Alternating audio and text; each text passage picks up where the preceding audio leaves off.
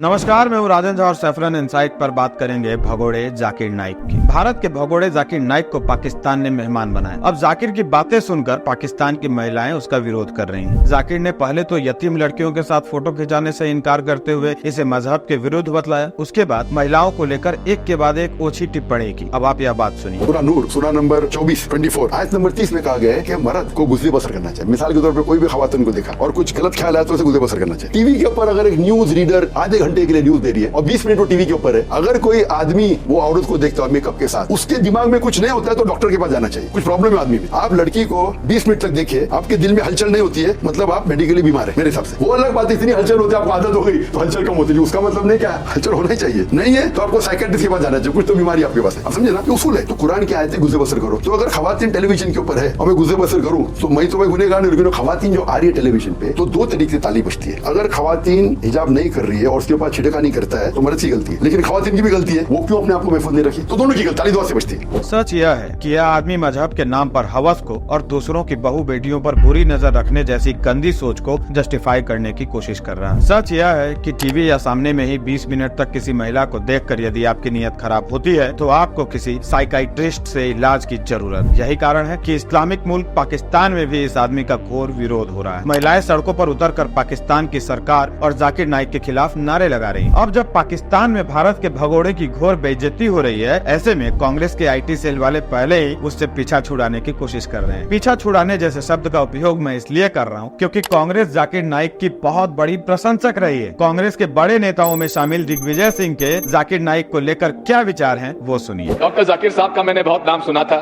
मिलने का मौका भी मिला और मुझे इस बात की खुशी है कि वे शांति का संदेश पूरे विश्व में फैला रहे हैं। डॉक्टर जाकिर साहब ने तो सारे धर्म की किताबें पढ़ चुके हैं। आज आवश्यकता डॉक्टर साहब ये है कि आपका ये शांति का संदेश इस पूरे मुल्क में पहुंचना चाहिए। इस मुल्क में पहुंच के कोने कोने तक जाना चाहिए। मुस्लिम अपीजमेंट करने वाली पार्टी जाकिर नाइक जैसे कट्टरपंथियों का समर्थन नहीं करेगी तो किसका करेगी। परंतु अब अपने दामन में लगे इस दाग को छुड़ाने के लिए कांग्रेस भगोड़े जाकिर नाइक को आज मानसिक बीमार बतला रही। परंतु आज के नौजवानों और युवा पीढ़ी को मालूम कि भाजपा के शासन से पहले जाकिर नाइक को कांग्रेस की सरकार वीआईपी ट्रीटमेंट देती थी। वह टीवी पर अपना कार्यक्रम चलाता था, खुलेआम हिंदुओं का मतांतरण करवाता था, यहाँ तक कि पुलिस वालों को मजहबी तकरीर सुनाया करता था। उसको हाथ लगाने की हिम्मत किसी में नहीं। वर्ष 2011 में इसके इस्लामिक रिसर्च फाउंडेशन ने गांधी परिवार के पारिवारिक ट्रस्ट राजीव गांधी फाउंडेशन को 50 लाख रुपए का चंदा दिया था। फिर मोदी सरकार के आने के बाद जब बात आम लोगों तक पहुंचने लगी तो फाउंडेशन ने चंदा लौटा दिया। मोदी सरकार के आने के बाद इस पर शिकंजा कसा जाने लगा और खुद को फंसता देखकर जाकिर नाइक देश छोड़कर भाग गया। वह भारत में रहकर भी वही बातें करता था जो आज बाहर जाकर के वो पाकिस्तान में कर रहा है या दूसरे देशों में कर रहा है। पर अब भारत में रहने वाले तथाकथित लिबरल और कांग्रेसी उसकी आलोचना कर रहे हैं क्योंकि उन्हें भय है कहीं उनके और जाकिर नाइक के संबंधों की पोल न खुलने लगे। परंतु सच तो सच है जो छुपता नहीं छुपाने से। आज के लिए इतना ही, फिर मिलेंगे किसी अन्य विषय के साथ। नमस्कार।